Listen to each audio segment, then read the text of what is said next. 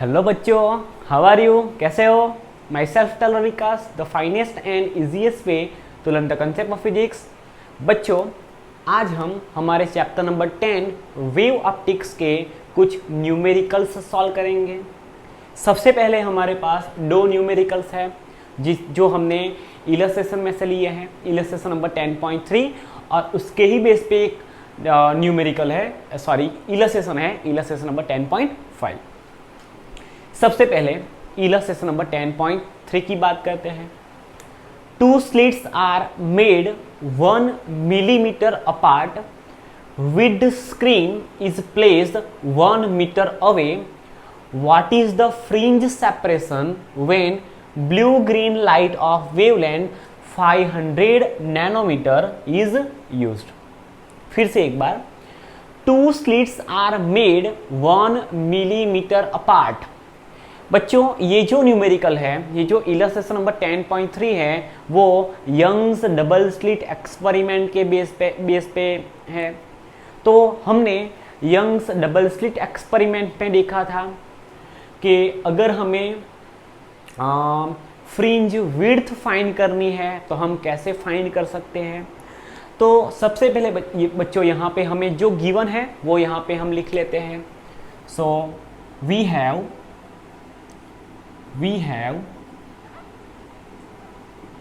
distance, two slits are made 1 millimeter apart, means distance between two slits, distance between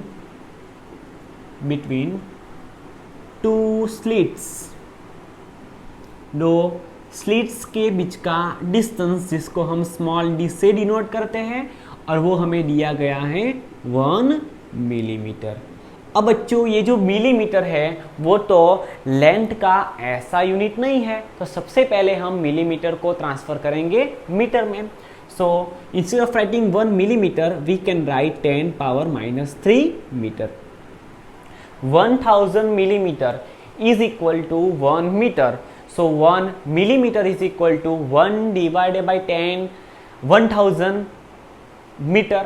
So 1 divided by 1000, that means 1 divided by 10⁻³ और 10⁻³ denominator part से numerator में जाएगा तो वो 10⁻³ हो जाएगा। So instead of writing 1 millimeter we can write 10⁻³ metre. और यहाँ पे देखो, the screen is placed 1 meter away. So यहाँ से हम लिख सकते हैं distance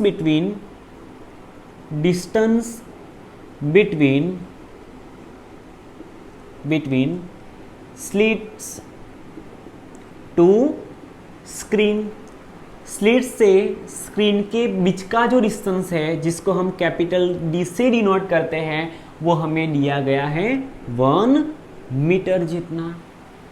What is the fringe separation? That means we have to find fringe width, or we can write width of fringe. So यहाँ से हम फाइंड करेंगे fringe width denoted by W, और हम इसको बीटा से भी डिनोट करते थे। ओके, हम यहाँ पे W लिखेंगे। Blue green light of wavelength, so we can write wavelength of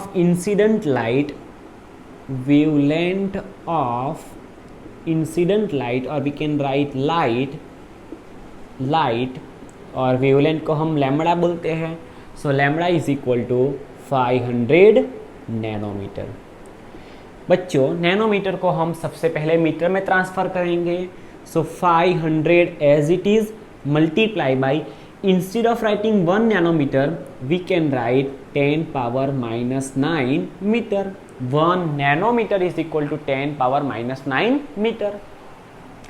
अब बच्चों देखो यहाँ पे, सो लैम्बडा इज इक्वल टू 500 को हम लिख सकते हैं 5 multiplied by 10⁻² multiplied by 10⁻⁹ meter as it is।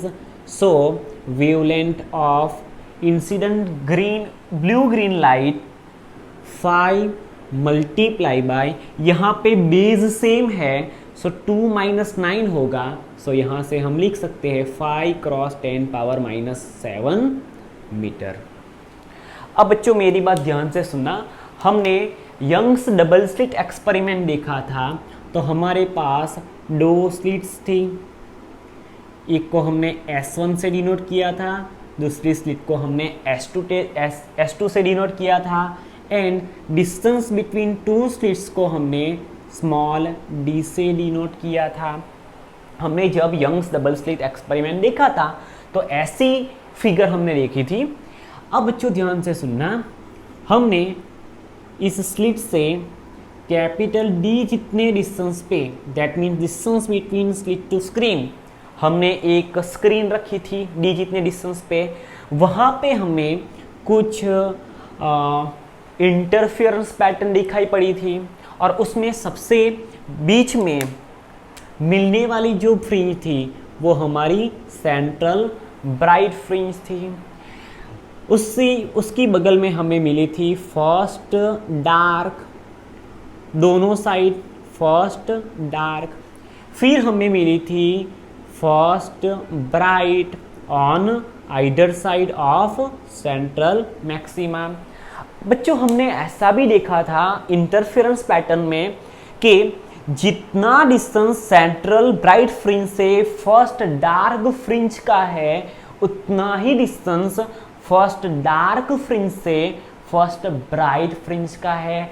Means in interference pattern all the bright and all the dark, and we can say the width of central maxima are same.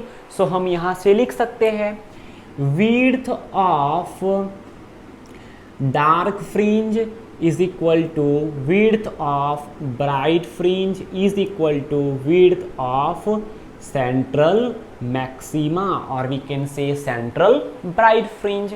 बच्चों हमें interference pattern में जितनी width की central maxima मिलती है, उतनी ही width की हमें क्या मिलेगी, उतनी ही विड्थ की हमें ब्राइट फ्रिंज मिलेगी, और उतनी ही विड्थ की हमें सेंट्रल मैक्सिमा मिलेगी और डार्क फ्रिंज मिलेगी। अब बच्चों ध्यान से सुनना, हमें क्या फाइंड करना है, what is the fringe separation. एक फ्रिंज से दूसरी फ्रिंज तक का डिस्टेंस हमें फाइंड करना है। In short we have to find the width of fringe. So हम यहां से लिखेंगे in Young's double slit experiment, in Young's double slit experiment,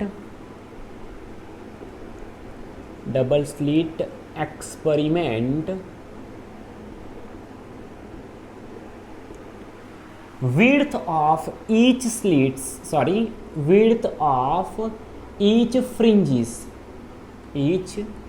fringes, सभी फ्रिंज की जो विड्थ है वो हम W से डिनोट करेंगे, इज इक्वल टू, हमने तब देखा था, अगर आपने इंटरफेरेंस वाला हमारा वीडियो अगर देखा है, अगर नहीं देखा है तो आप YouTube सर्च बॉक्स में जाके लिख सकते हैं physics fun Vikas Tailor, and आप लिख सकते हो इंटरफेरेंस, तो आप वो वीडियो इजीली आप देख सकते हो।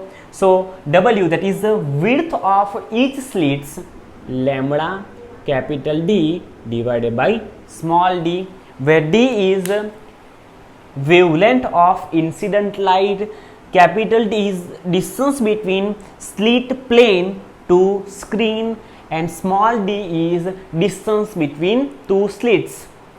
So width of each fringe is W is equal to lambda हमारे पास है 5 multiply by 10 power -7 metre, multiply by distance between slit to screen जो हमें दिया गया है 1 मीटर जितना, divided by small d distance between two slits 10 power -3 metre. यहाँ से 1 मीटर मर जाएंगे। सो यहाँ से हम लिख सकते हैं width of each slits in interference pattern obtained by Young's double slit experiment 5 as it is multiply by 10 power 7 -7 as it is multiply by, बच्चों अब ध्यान से सुनना,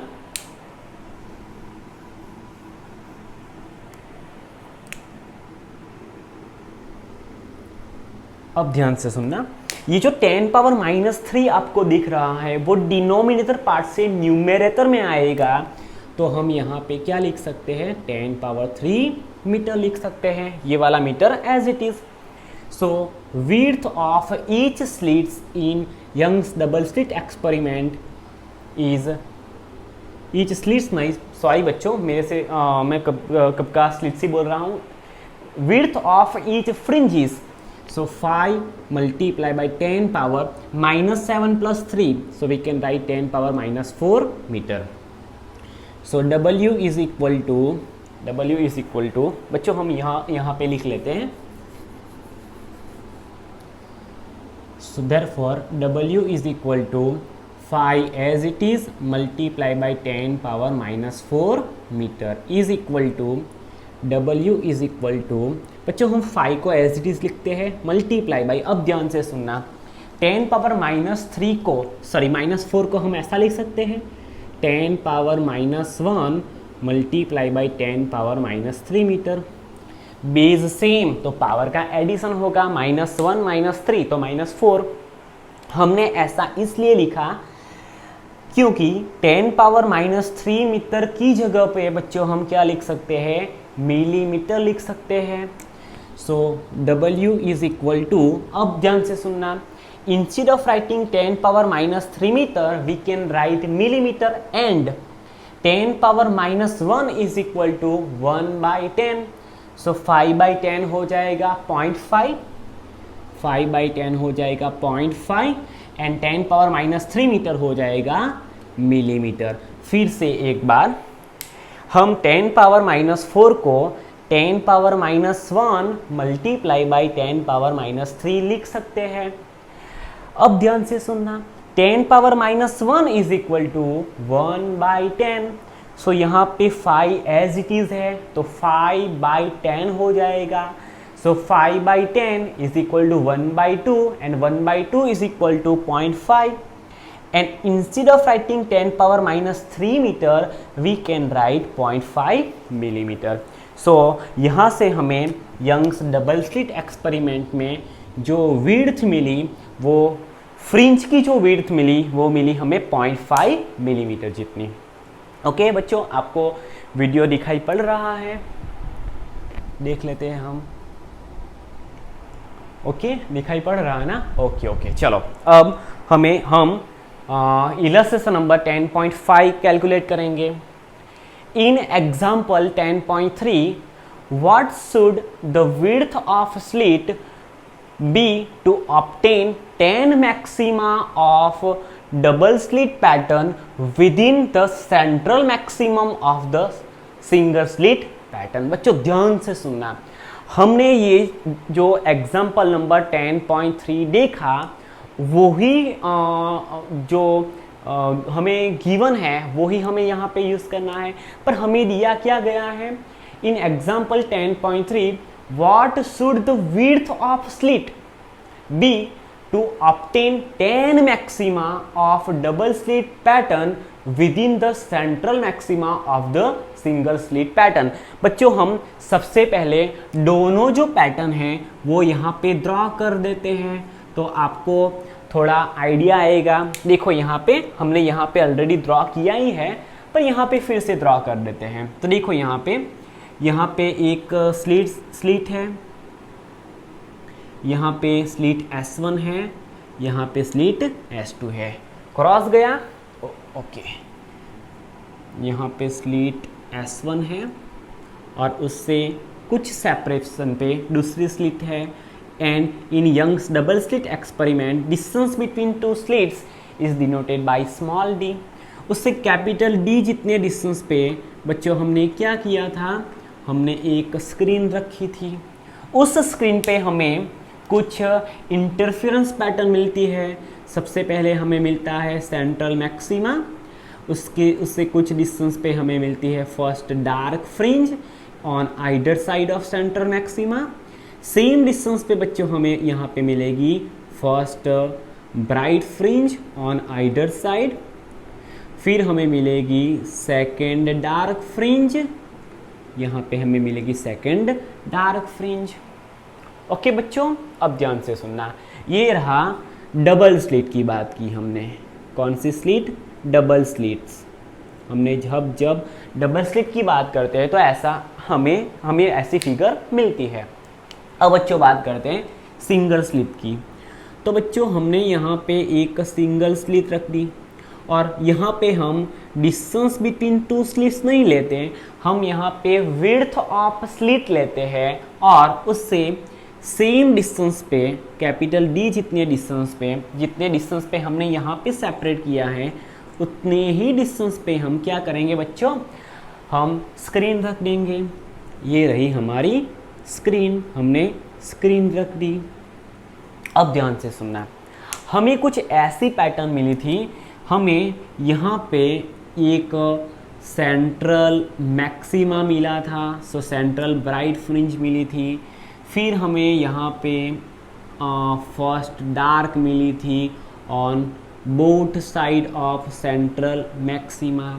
और हमने वन स्लिट में, सिंगल स्लिट एक्सपेरिमेंट में हमने ऐसा देखा था कि हमें सेंट्रल में मिलने वाली जो ब्राइट फ्रिंज है वो सबसे ज़्यादा इंटेंसिटी की और सबसे ज़्यादा विड्थ वाली मिलेगी। और if we go away from central maxima the width of slit get decrease. हम जब सेंट्रल मैक्सिमा से अवे जाएंगे तो हमें मिलने वाली जो भी फ्रिंजेस है उसकी विड्थ भी जो भी विड्थ है वो भी डिक्रीज होती जाएगी। अब बच्चों ध्यान से सुनना, अगर हम डबल स्लिट एक्सपेरिमेंट करते हैं तो हमें यहाँ पे क्या बोला गया है, ध्यान से सुनना। What should the width of slit to obtain 10 maxima of double slit pattern within the central maxima of the single slit pattern. हमें यहाँ पे बच्चों अगर हम वन स्लिट एक्सपेरिमेंट करते हैं तो हमें यहाँ पे जो सेंट्रल मैक्सिमा की विड्थ मिलती है उसमें अगर हम वही वेवलेंथ की, वही distance between to slit and screen same रहेगा, तब बच्चों हमें यहाँ पे जो 10 मैक्सिमा मिलती है वो कब मिलेगी वो हमें यहाँ पे फाइंड करना है। फिर से एक बार, अगर हम वन स्लिट एक्सपेरिमेंट करते हैं बाय टेकिंग द सेम,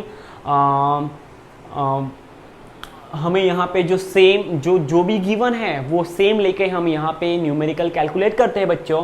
तो अगर हम वन स्लिट का यूज़ करते हैं तो वन स्लिट से हमें स्क्रीन पे जो सेंट्रल मैक्सिमा मिलती है उसमें अगर हम डबल स्लिट एक्सपेरिमेंट करते हैं तो उसमें सेंट्रल मैक्सिमा हमें 10 जितनी ब्राइट फ्रिंज मिल जाए उसके लिए हमें हमें सभी स्लिट्स की विड्थ कितनी रखनी चाहिए वो हम यहाँ पे फाइंड करते हैं।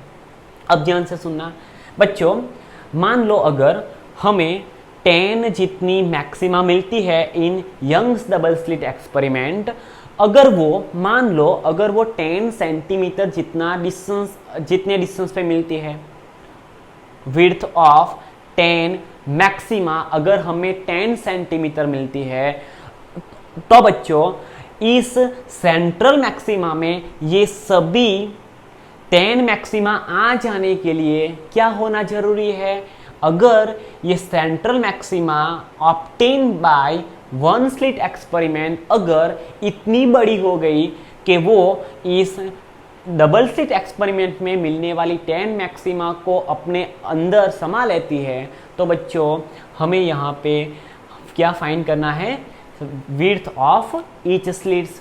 तो बच्चों होगा क्या, यहाँ पे हमारे पास ये जो गिवन है वो ही हमें यहाँ पे यूज़ करना है। तो हम यहाँ पे लिख सकते हैं width of central maxima, width of central maxima in Young's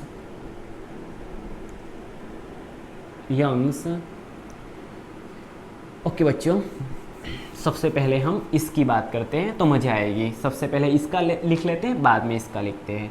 सो हम लिख सकते हैं यहाँ पे विड्थ ऑफ 10 मैक्सिमा, कितनी मैक्सिमा? 10 मैक्सिमा।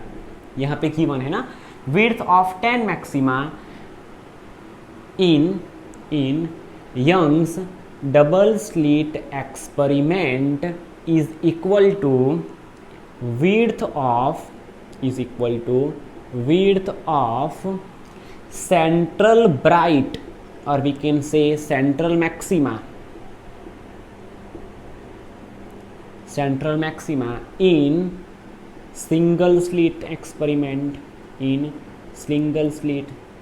अगर बच्चों हमें सिंगल स्लिट से मिलने वाली जो सेंट्रल ब्राइट फ्रिंज है उतनी ही विड्थ की हमें अगर 10 जितनी सेंट्रल मैक्सिमा मिल गई तो वन स्लिट से हमें जो सेंट्रल ब्राइट मिलेगी उसमें ये सभी 10 मैक्सिमा आ जाएगी।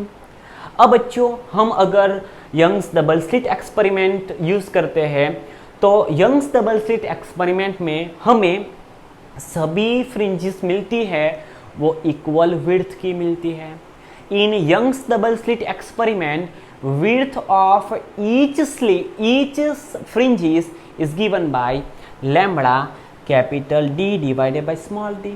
यहाँ पे बच्चों 10 जितनी सेंट्रल मैक्सिमा की यहाँ पे बात करनी है तो हम यहाँ पे लिख सकते हैं एक फ्रिंज की विड्थ है lambda capital D by small d, तो 10 जितनी की कितनी होगी?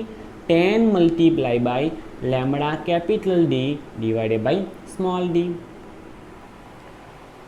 ओके बच्चों, हम इसको बोलेंगे, ध्यान से सुनना, ध्यान से बच्चों। यहाँ पे हम दो तरह से इस न्यूमेरिकल को सॉल्व कर सकते हैं, बाय कंसीडरिंग एंगुलर विड्थ और लीनियर विड्थ। बच्चों अगर हम लीनियर विड्थ का सहारा लेके चले तो ये मिलेगी हमें सेंट्रल मैक्सिमा की लीनियर विड्थ, और अगर हम इसकी बात करें ये जो एंगल थीटा है तो हमें यहाँ पे क्या मिलेगी? एंगुलर विड्थ मिलेगी। So in Young's double slit experiment width of each slit is given by lambda capital D by small d, तो हमें 10 जितनी मैक्सिमा की विड्थ कितनी मिलेगी? 10 times lambda D divided by small d। अब बच्चों ध्यान से सुनना, width of central maxima is given bye, अब सेंट्रल मैक्सिमा की विड्थ हमें कैसे मिलेगी? अगर हम सेंट्रल मैक्सिमा से दोनों साइड्स पे फर्स्ट डार्क फ्रिंज तक का डिस्टेंस मेजर कर लें तो हम easily width of central maxima find कर सकते हैं। बच्चों हमने सिंगल स्लिट एक्सपेरिमेंट देखा था, तब हमने ऐसी बात की थी कि हमें सिंगल स्लिट में मिलने वाली first dark fringe central maxima से lambda capital D divided by small a जितने डिस्टेंस पे मिलेगी।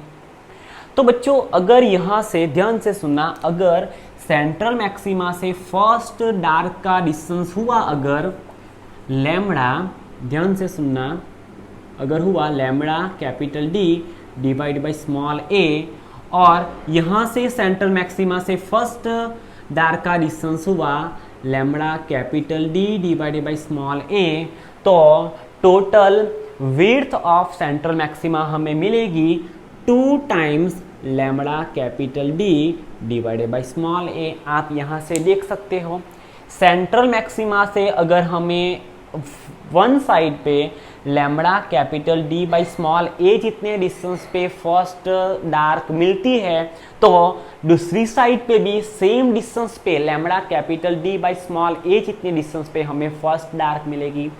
If we measure the distance between two consecutive dark fringes, so we can easily measure the width of central maxima in one slit experiment। so बच्चों यहाँ से आप देख सकते हो ये जो लैम्बडा है, लैम्बडा वो मर गया, कैपिटल D वो भी मर गया। सो हम यहाँ से लिख सकते हैं, नीचे नहीं लिखते हैं, हम यहाँ से लिख सकते हैं 10 time 10 divided by D is equal to 2 divided by small a। 10 यहाँ पे चला जाएगा, 2 यहाँ पे आ जाएगा, ओके छोड़ो, 2 को हम यहाँ पे ले आते हैं। So 10 by 2 is equal to small d divided by a। बच्चों हमें स्मॉल a फाइंड करनी है, that is width of slit हमें फाइंड करनी है। सो 10/2 हो जाएगा 5 इज इक्वल टू D/A। हम यहाँ से स्मॉल a को सब्जेक्ट बनाते हैं, तो small a is equal to small a यहाँ पे आ जाएगा, 5 डिनोमिनेटर में चला जाएगा, so small a is equal to D/5। So small a is equal to D, that is D क्या है, हमें इस न्यूमेरिकल में से लेना है। D is the distance between two slits, हमें गिवन है 10⁻³ metre, 10⁻³ metre divided by 5। So small a is equal to 1/5 बच्चों हो जाएगा 0.2, क्या हो जाएगा 0.2 multiply by 10⁻³ metre as it is. So width of each slits small a is equal to 0.2 10⁻³ metre, जैसे हमने यहाँ पे लिखा 10⁻³ मीटर की जगह पे 1 मिलीमीटर, सो हम यहाँ पे भी लिख सकते हैं 0.2 मिलीमीटर। अगर बच्चों सभी स्लिट की विड्थ अगर 0.2 मिलीमीटर जितनी हो गई, तो हमें सिंगल स्लिट में मिलने वाले सेंट्रल मैक्सिमा में हमें डबल स्लिट से मिलने वाले 10 ब्राइट फ्रिंज उसमें आ जाती है। ओके बच्चों, नाउ बच्चों we will solve exercise number 10.1 and exercise number 10.3 of our NCERT textbook. चलो एक्सरसाइज नंबर 10.1 देखते हैं। Monochromatic light of wavelength 589 nanometer is incident from air on a water surface. What are the wavelength, frequency and speed of light? In first case reflected and second refracted light, and refractive index of water is 1.33।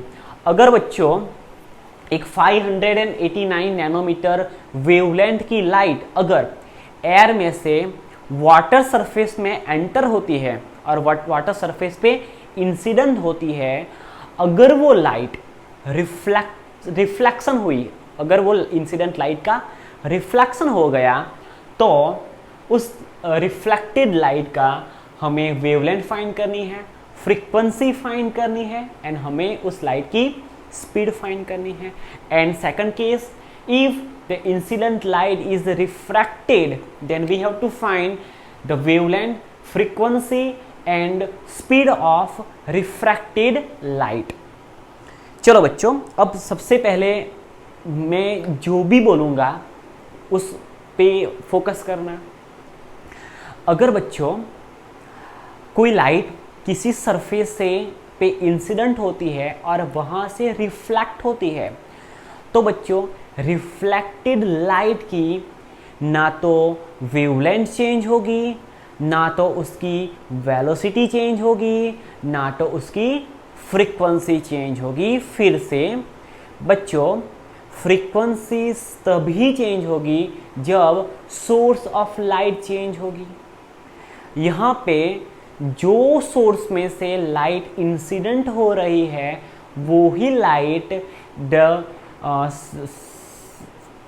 we can say the medium separate or we can say surface separating two media, ऐसी surface जो दो medium को separate करती है वहाँ से reflect होती है, तो उसकी फ्रीक्वेंसी भी सेम रहेगी। सो हम यहाँ पे लिख सकते हैं for frequency, the frequency of reflected light is equal to frequency of incident light. तो सबसे पहले हम फ्रीक्वेंसी की बात करेंगे। फ्रीक्वेंसी सेम रहती है, वेवलेंथ भी बच्चों सेम रहेगी। क्यों? बिकॉज लाइट जिस मीडियम में ट्रैवल करती करती आई और इंसिडेंट हुई, वो आफ्टर रिफ्लेक्शन वो फिर से वही मीडियम में जाएगी। तो बच्चों यहाँ पे मीडियम चेंज नहीं हुआ तो वेलोसिटी ऑफ लाइट चेंज नहीं होगी। अगर वेलोसिटी ऑफ लाइट चेंज नहीं होगी तो बच्चों उस मीडियम में वेवलेंथ ऑफ लाइट भी सेम रहेगी। सो हम यहाँ पे लिख सकते हैं सॉल्यूशन में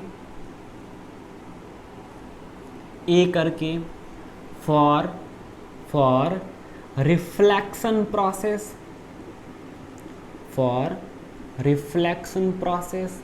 अगर लाइट रिफ्लेक्ट हो जाती है तब उसकी wavelength, frequency and speed of light, incident light की जो वेवलेंथ, स्पीड ऑफ फ्रीक्वेंसी थी उतनी ही रहेगी। सो हम यहां से लिख सकते हैं frequency, wavelength, frequency, wavelength and speed of light, speed of light remain same as that of incident light. Incident light की जो फ्रीक्वेंसी थी, जो वेवलेंथ थी एंड जो स्पीड थी, उसी वेवलेंथ की, फ्रीक्वेंसी और स्पीड की हमें रिफ्लेक्टेड लाइट मिलेगी। सो हम यहाँ से लिख सकते हैं, सबसे पहले वेवलेंथ की बात करते हैं। So wavelength of reflected light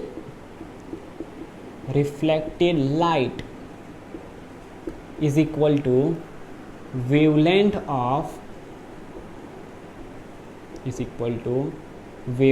of incident light. Incident light की जो वेवलेंथ थी वही वेवलेंथ की हमें रिफ्लेक्टेड लाइट मिलेगी। सो यहाँ से हम लिख सकते हैं wavelength of reflected light is equal to wavelength of incident light is equal to, कितनी हमें गिवन है, 589 नैनोमीटर। तो हमें फ्रीक्वेंसी सेम रहेगी, सॉरी वेवलेंथ सेम रहेगी। Now medium remain same.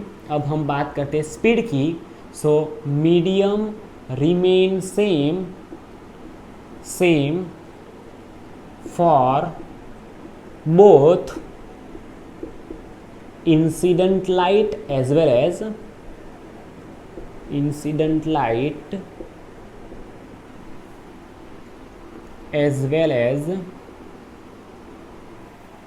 As reflected light।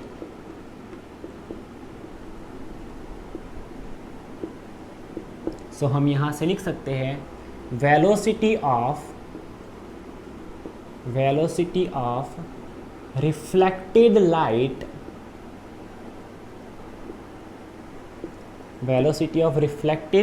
Is equal to velocity of incident light।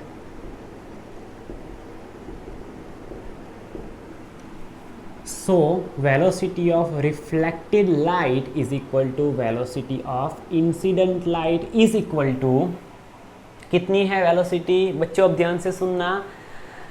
Air में से आई, air medium से आई और वाटर सरफेस पे इंसिडेंट हुई, वहाँ से रिफ्लेक्ट हो गई, फिर से एयर मीडियम में आ गई।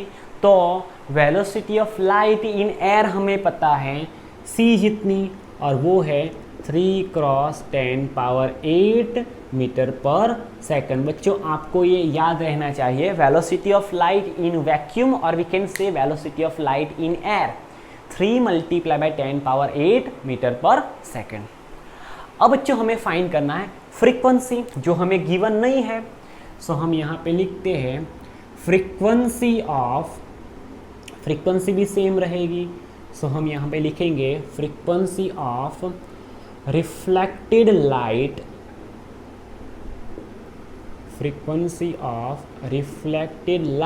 Is equal to frequency of incident light. Frequency of reflected light is equal to frequency of incident light. बच्चों हमें अगर velocity of light in medium पता है, अगर हमें उस मीडियम में लाइट की वेवलेंथ पता है, तो हमें velocity of light wavelength of light and frequency of light के बीच का एक रिलेशन पता है, सो हम यहाँ से लिख सकते हैं by using the relation between velocity of light, wavelength of light and frequency of light, that is lambda F. बच्चों हम यहाँ से फ्रीक्वेंसी के लिए स्मॉल एफ यूज़ करेंगे। हमारी NCERT text book new use करती है, बट बच्चों यहाँ पे प्रॉब्लम क्या होगा, वी और न्यू हमें सेम ही दिखेगा। सो हम यहाँ पे डिफ्रेंशिएट करने के लिए क्या करेंगे, हम फ्रीक्वेंसी को स्मॉल एफ से डिनोट करेंगे। सो बच्चों यहाँ से हम फ्रीक्वेंसी फाइंड कर सकते हैं। So frequency F is equal to C divided by lambda. So wavelength of frequency f is equal to velocity of light in air 3 × 10⁸ meter per second divided by lambda. Where is lambda? Lambda है 589 nanometre, और बच्चों nanometre को हम metre में transfer करेंगे, so we can write 10⁻⁹ metre. अब बच्चों आप इसको कैलकुलेट कर लेना। So frequency f is equal to, हम डायरेक्टली देख लेते हैं 3 डिवाइडेड बाई 589, तो हमें आंसर मिलेगा 5.09 × 10⁻14 हर्ट्ज। फिर से एक बार 5.09 × 10⁻14 हर्ट्ज। 5.09 multiply by 10⁻14 hertz. बच्चों फ्रीक्वेंसी का देखो यहाँ से मीटर मर जाएंगे, सो यहाँ से बाकी क्या रह जाएगा, सेकंड पावर -1, दैट इज 1/सेकंड, और 1/सेकंड इज हर्ट्ज, इज द ऐसा यूनिट ऑफ फ्रीक्वेंसी। सो यहाँ से हमें मिल जाएगा 5.09 मल्टीप्लाई बाई 10⁻14 हर्ट्ज। चलो बच्चों अब बात करते हैं B, that is refraction. So for refraction process, actually not a process, this is by mistake, is a reflection phenomena. ये process नहीं है, तो phenomena है। Okay, so for refraction of light, or we can say refraction phenomena. Okay, refraction of light लिखते हैं, कुछ हटके करते हैं, आज कुछ तूफानी करते हैं। For refraction of light, अब जो ध्यान से सुनना, रिफ्रैक्शन कब होता है, जब लाइट एक ट्रांसपेरेंट मीडियम से अनोदर ट्रांसपेरेंट मीडियम में एंटर होती है, तब ऐसी सरफेस जो दो मीडियम को सेपरेट करती है, वहाँ से लाइट अपने एक्चुअल पार्ट से कुछ बैंड होती है, वो बैंडिंग फिनोमिना को हम बच्चों क्या बोलते हैं, रिफ्रैक्शन ऑफ लाइट बोलते हैं। बच्चों रिफ्रैक्शन ऑफ लाइट में मीडियम चेंज होगा, अगर मीडियम चेंज होगा तो वेलोसिटी ऑफ लाइट चेंज होगी, अगर वेलोसिटी ऑफ लाइट चेंज होगी तो वेवलेंथ ऑफ लाइट भी चेंज होगी, पर frequency of light remain same, because जो सोर्स में से लाइट आ रही थी वो ही सोर्स की लाइट रिफ्रैक्ट हुई है, सोर्स चेंज नहीं हुआ है। सो हम यहाँ पे लिख सकते हैं for refraction of light, frequency, पहले जो चेंज होगा उसके बारे में बात करते हैं, wavelength and velocity of light change, but frequency of light remain same। जो फ्रीक्वेंसी थी लाइट की वो क्या रहेगी, सेम रहेगी। तो बच्चों हम यहाँ से वेवलेंथ कैसे फाइंड कर सकते हैं, ध्यान से सुनना। ओके, ध्यान से यहाँ पे लाइट एयर में से जिस मीडियम में एंटर होती है वहाँ का हमें रिफ्रैक्टिव इंडेक्स गिवन है। सो हम यहाँ से लिख सकते हैं refractive index of water, water का हमें रिफ्रैक्टिव इंडेक्स गिवन है, eta for water is equal to 1.33। Okay, अब बच्चों ध्यान से सुनना, हमने हमारे स्टैंडर्ड 9th में हमने देखा था refractive index is equal to velocity of light in vacuum divided by velocity of light in given medium. So हम यहाँ पे लिखेंगे refractive index eta of water is equal to velocity of light in vacuum divided by velocity of light in given medium. So given medium क्या है? Water है बच्चों। सो हम यहाँ पे फाइंड करेंगे, क्या फाइंड करेंगे, चलो यहाँ पे लिख लेते हैं ईटा वाटर। हमें ईटा वाटर थोड़ी फाइंड करना है, हमें तो क्या फाइंड करना है?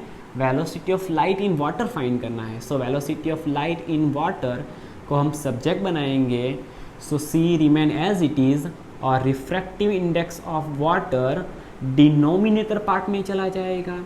So velocity inside water, velocity of light inside water is equal to C, so 10 power 3 multiply by 10 power 8 metre per second divided by refractive index of water, वो है 1.33।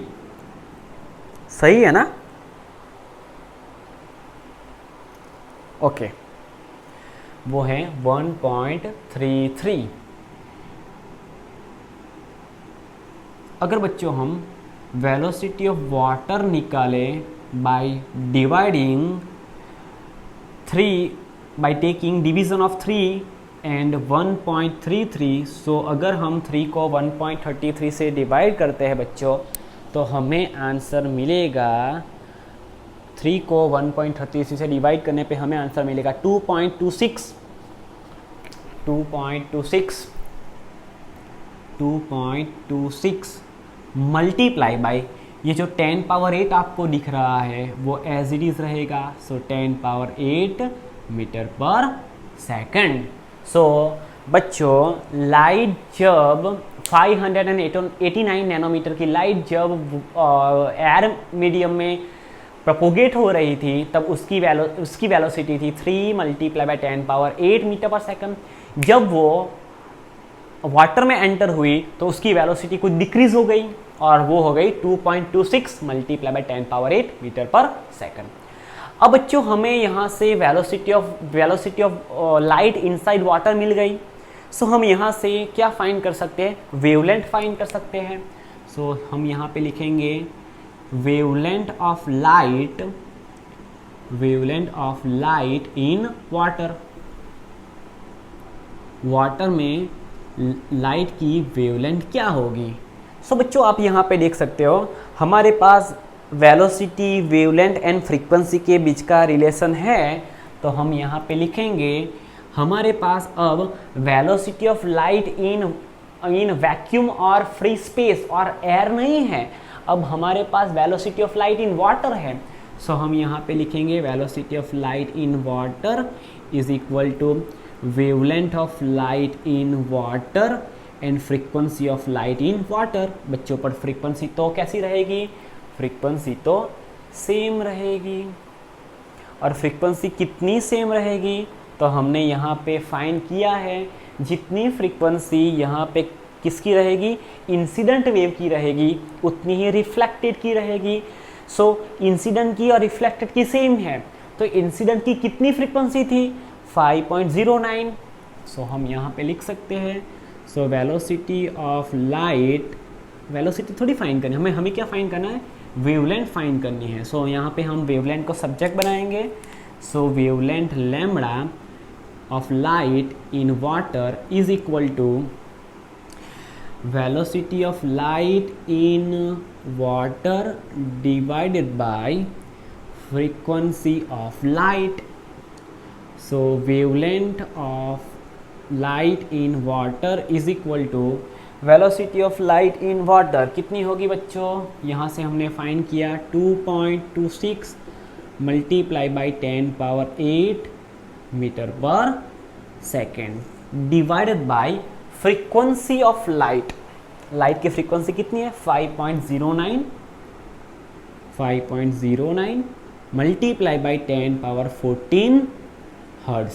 बच्चों hertz is a second power -1, तो यहाँ से second power -1 और यहाँ से hertz एक दूसरे के साथ शादी करके एक दूसरे को बर्बाद कर देंगे।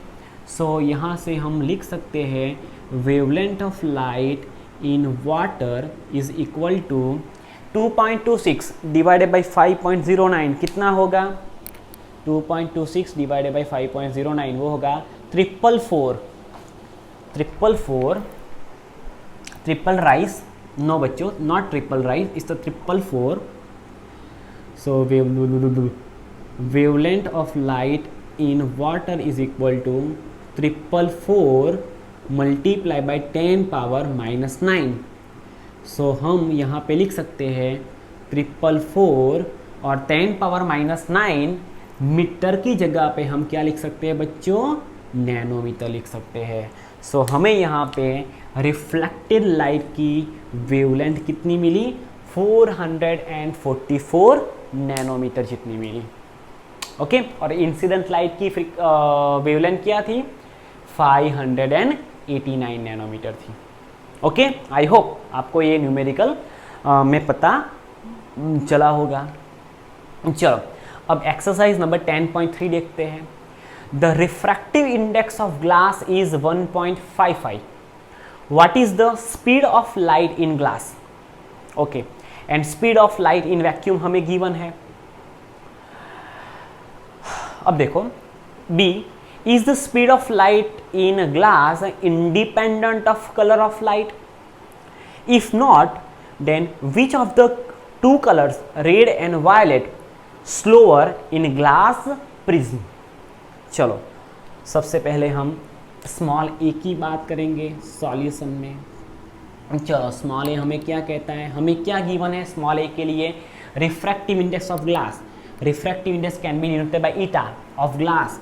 सो eta glass is equal to 1.55। Okay चलो speed of light in glass, so velocity of light in glass V glass is equal to velocity of light in glass is equal to कहाँ पे चला गया वो तो हमें फाइंड करना है। चलो तो क्वेश्चन मार्क और हमें क्या गिवन है speed of light in vacuum can be denoted by C is equal to 3 cross 10 power 8 metre per second. बच्चों अगर हमें ये पता है रिफ्रैक्टिव इंडेक्स पता है उस मीडियम में हमें वेलोसिटी ऑफ लाइट फाइंड करनी है और अगर हमें बच्चों velocity of light in vacuum पता है तो हम यहाँ पे कौन सा ये रहा इस इक्वेशन का यूज़ करके हम यहाँ पे velocity of light in glass निकाल सकते हैं। इस इक्वेशन का यूज़ करके देखो यहाँ पे सो वेलोसिटी ऑफ वाटर की जगह पे velocity of glass is equal to C as it is divided by eta water की जगह पे ईटा ग्लास। ओके चलो so velocity of light inside glass medium is equal to velocity of light in vacuum so 3 cross 10 power 8 metre per second divided by eta of glass that is refractive index of glass 1.55। So velocity of light in glass is equal to 3 divided by 1.55।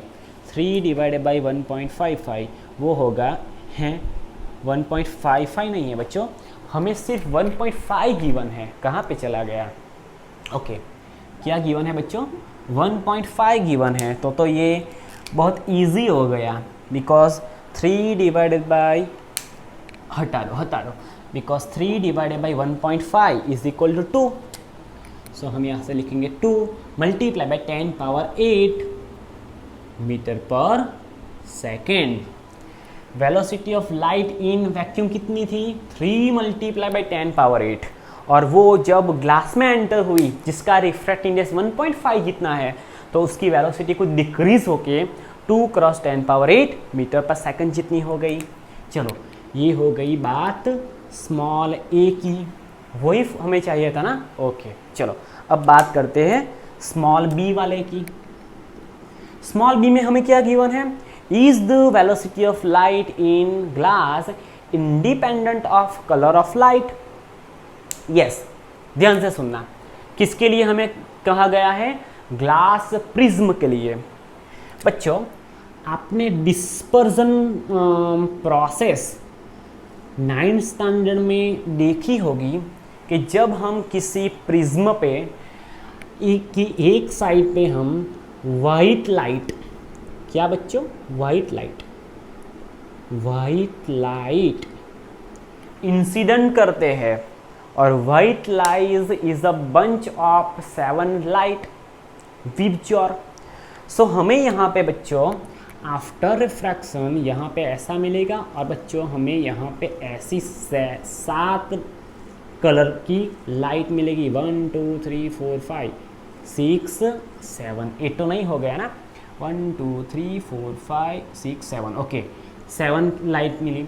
यहाँ पे सबसे पहली light होगी are, हम यहाँ पे विबज्योर लिख देंगे, VIBGYOR।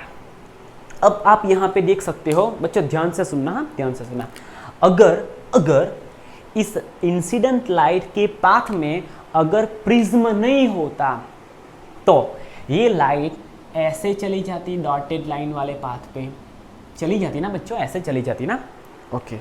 बट उसके पाथ में क्या आ गया, एक ग्लास प्रिज्म आ गया। तो ग्लास प्रिज्म ने क्या किया, जब मीडियम चेंज होता है तब लाइट अपने एक्चुअल पाथ से कुछ बैंड होती है, और जब लाइट वन रैरर ट्रांसपेरेंट मीडियम से डेंसर मीडियम में एंटर होती है तो वर्ड्स द नॉर्मल बैंड होती है। बच्चों आप यहाँ से देख सकते हो एक्चुअल पाथ से ये जो रेड लाइट है वो in compare to violet light ज़्यादा बैंड नहीं हुई है। ध्यान से यहाँ से आप देख सकते हो वाइट लाइट है वो 7 सेगमेंट ऑफ लाइट में डिवाइड हो गई। हुआ क्या, सबसे ज़्यादा रिफ्रैक्शन किसका हुआ, वायलेट लाइट का। सबसे कम रिफ्रैक्शन किसका हुआ, रेड का। सो हम यहाँ से लिख सकते हैं बच्चों, ध्यान से सुनना, wavelength of red light is greater than wavelength of violet light. बच्चों ध्यान से सुनना, is the speed of light in glass independent of colour, no, speed of light in glass is depends on colour of light. किस पे depend करती है, अलग अलग कलर की लाइट की ग्लास में या तो कुछ मीडियम में वेलोसिटी कैसी होगी, डिफरेंट होगी। डिपेंड किस पे करेगा, उस लाइट की वेवलेंथ क्या है। अगर बच्चों जिस लाइट की वेवलेंथ ज़्यादा होगी वो लाइट अपने एक्चुअल पाथ से कुछ डेविएट होगी, सो डेविएशन एंगल हमें कम मिलेगा। और अगर बच्चों लाइट की वेवलेंथ अगर कम हुई तो उसका डेविएशन हमें ज़्यादा मिलेगा। और एक दूसरी बात, फ्रीक्वेंसी तो सेम रहेगी। बच्चों ध्यान से सुनना, अगर फ्रीक्वेंसी सेम रही तो जिस लाइट की वेवलेंथ ज़्यादा है उस लाइट की वेलोसिटी भी ज़्यादा होगी। So velocity of red colour is greater than velocity of violet colour. Clear. So हम यहाँ पे क्या लिख सकते हैं, yes the speed of light in glass, the speed of light in glass is depends on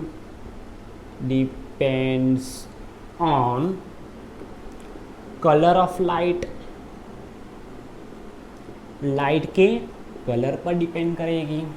और हमारा इम्पोर्टेंट रिजल्ट क्या है, wavelength of red colour is greater than wavelength of violet colour. क्यों, बिकॉज वायलेट का अपने actual path से deviation कुछ ज़्यादा हुआ, so delta v deviation angle of violet is greater than deviation angle of red. So on the base of deviation angle we can get idea about wavelength of light. So wavelength of red light is greater than wavelength of violet light.